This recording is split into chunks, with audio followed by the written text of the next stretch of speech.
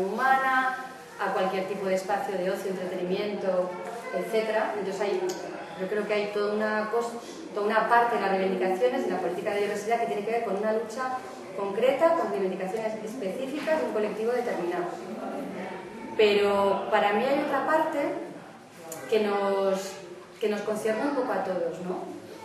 Y que es la que os quiero plantear sobre todo en un espacio como este, ¿no? Entiendo que no es el Casal Popular, pero supongo que sois gente que estáis conectadas, y para la gente de los movimientos sociales, ¿en qué nos toca esto, ¿no? ¿En qué nos afecta? ¿Qué nos dice, ¿no?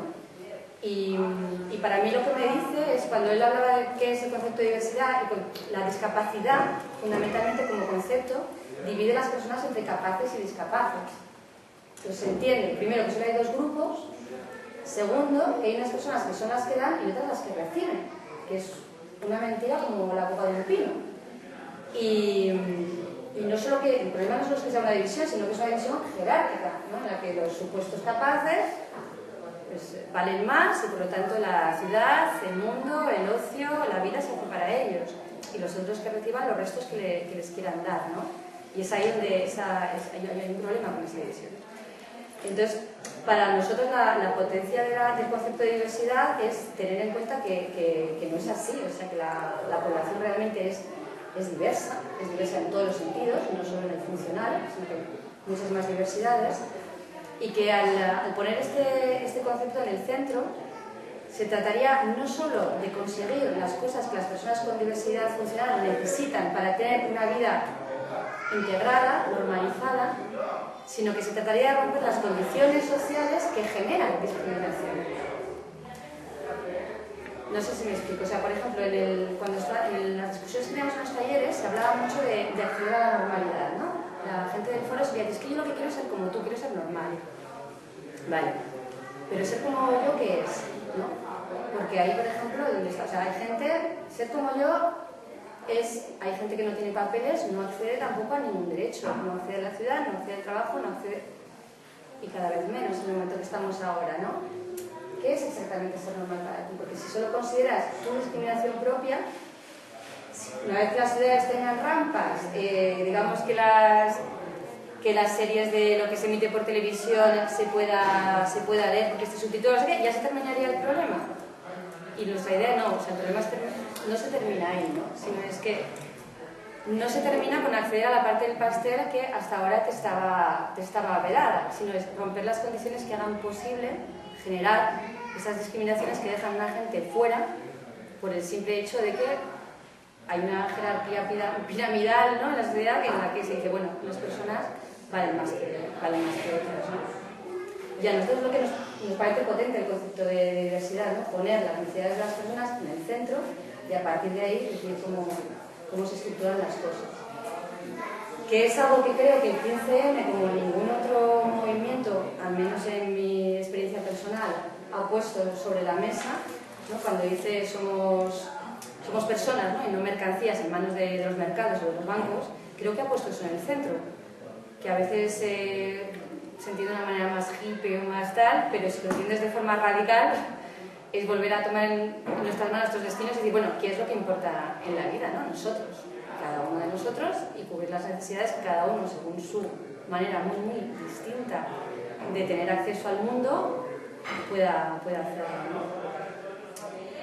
Y esa es una pregunta que sí que os quería lanzar a la gente que estáis aquí, ¿no? La primera pregunta es, ¿qué os ha traído de este libro con este título de Armadas en particular, Ojos y Precarias? O sea, ¿por qué podéis venir una tarde de sábado con un sol radiante en Castellón a veros aquí a oírnos hablar sobre este libro? Y la segunda, porque entiendo que muchos de vosotros sí que estáis en el entorno o conectados con colectivos de movimientos sociales, de politización de la existencia, si os parece que esto es algo de lo que uno se puede apropiar desde los propios entornos o espacios en los que estáis trabajando políticamente. Ya hay.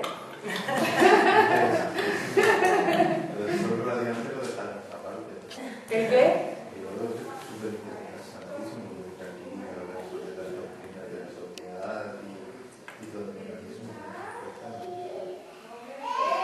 Realmente lo dejaremos claras por el ordenador.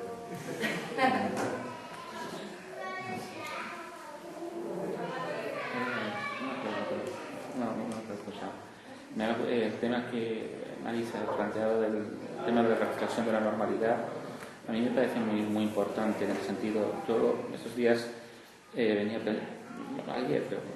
pensando sobre el tema de la normalidad y me parece, sobre todo desde el contexto de lo que se llama, no me gusta llamarlo así, enfermedad mental, pero no me gusta llamarlo así porque tiene unas connotaciones y tal.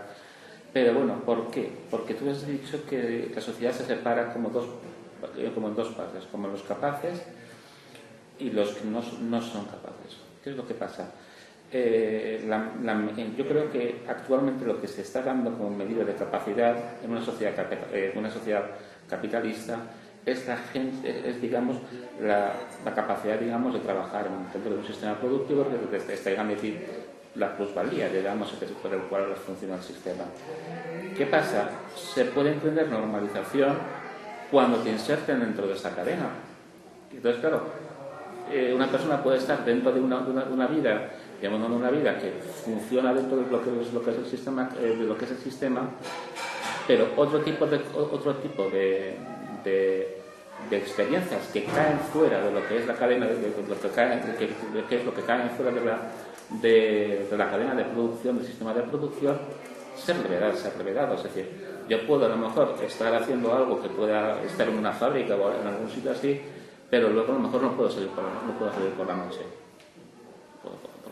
Por ejemplo, o no puedo ir de viaje o por cualquier sentido. ¿Por qué? Porque de eso, como no tiene ¿cómo explicarlo? Ninguna importancia para el sistema, para la producción, digamos, de esa plusvalía, pues entonces no se queda fuera. ¿Me explico? Entonces, por lo cual el tema de la normalidad me parecía un tema que es peligroso. O sea, estás en ese sentido. Ya no. Por ejemplo, yo he visto casos de estos que rozan completamente el absurdo, ¿no? Porque recuerdo que esto fue hace muchos años, que nos llevaron a ver una especie de fábrica en la que estaban trabajando chavales con síndrome de Down y les tenían haciendo perchas, no se me olvida, hacían el metal, lo doblaban, lo metían en el plástico y hacían perchas. Vale, guay, están ahí los chavales ocupados, haciendo una cosa productiva. Y vos lo pensabas y es como, bueno, es que ¿por qué tienen que estar aquí? Realmente, ¿qué necesidad hay de tener a los chavales ahí haciendo perchas cuando seguro que les deja